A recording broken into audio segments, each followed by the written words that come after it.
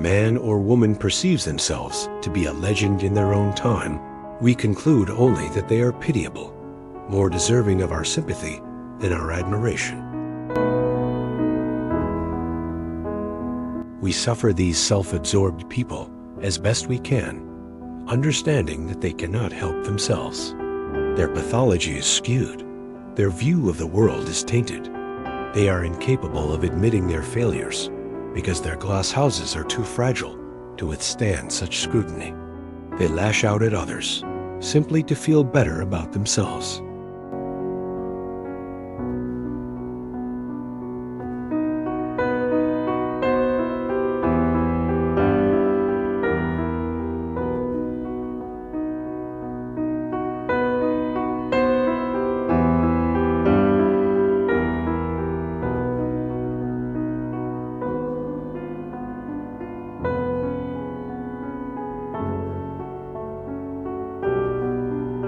At the end of the Park County Board of Commissioners meeting of July 7, 2026, after public comment was completed, Dave Wissel, District 3 Commissioner and Chair of the Park County Republican Central Committee, once again submerged himself into the dark, dangerous, pathetic pathological morass of vindictiveness and revenge he's nurtured for years against Monica Jones.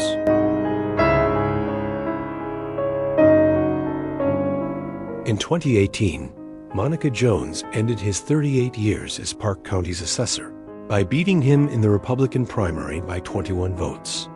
No, it wasn't just that a woman had bested him, but the community he assumed adored him had let him down.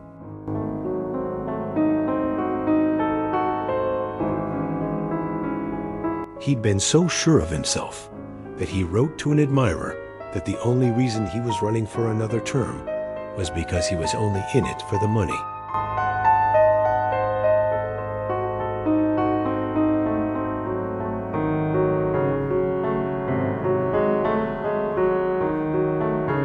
When he lost against Monica Jones, and she denied him another 4 years as assessor, the pathology of that moment took root in his psyche. A revengeful vindictiveness became his obsession.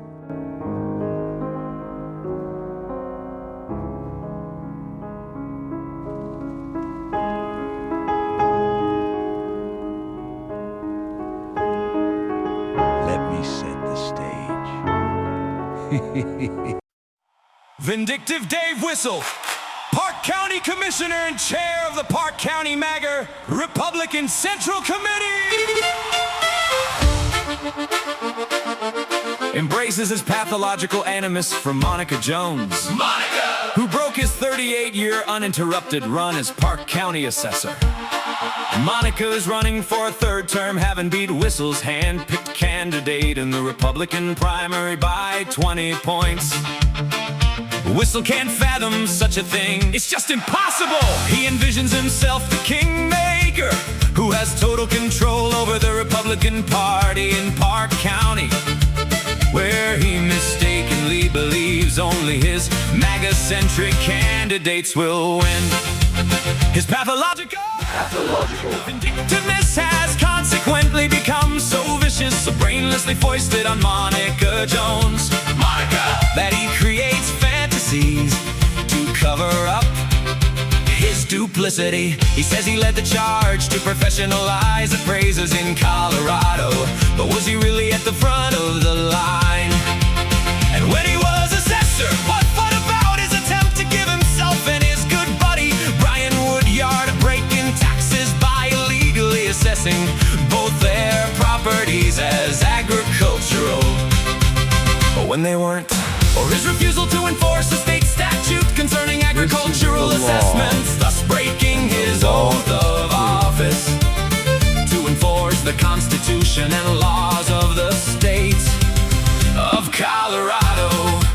And what about his declaration that his last run for assessor was only about the money, not the job, not serving with integrity the citizens of Park County? And what about his testimony when he was assessor during a conditional use hearing before the Board of County Commissioners, in which he advocated for his wife's private company while his wife was a member of the Board of County Commissioners. And in 2023, how about Wissel as president of the Upper South Platte Water District happily recusing himself when his board of directors renewed a contract with Lillian Wissel's private company for over $33,000 to make sandwiches for the board, among other things. This is one of my favorite parts, making sure all the ingredients are just right. It is almost pathetic that Wissel came to Park County in 1979 to be the rock and roll kid, playing paradiddles on the drums, yet found himself taking a government job. Instead, his rock and roll dream lost, just as he lost his county assessor position to Monica Jones. MAGA! It is a tale of wail and woe that Wissel will never, ever recover from.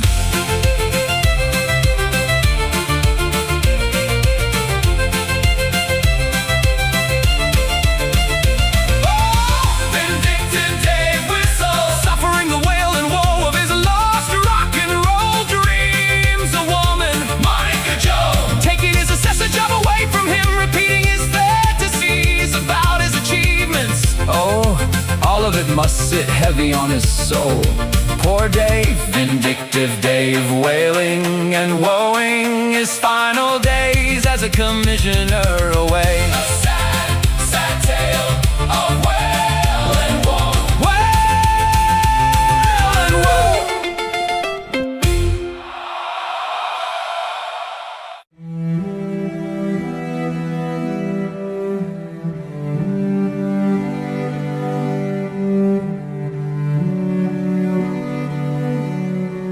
Perhaps if Dave Wissel had really pursued his dream to be the rock and roll kid, heading to the big city in 1979, to LA or New York City, rivaling Keith Moon, John Bonham, Van Hollen, Phil Rudd, or even Leon Helms, this sad tale of wail and woe would not exist.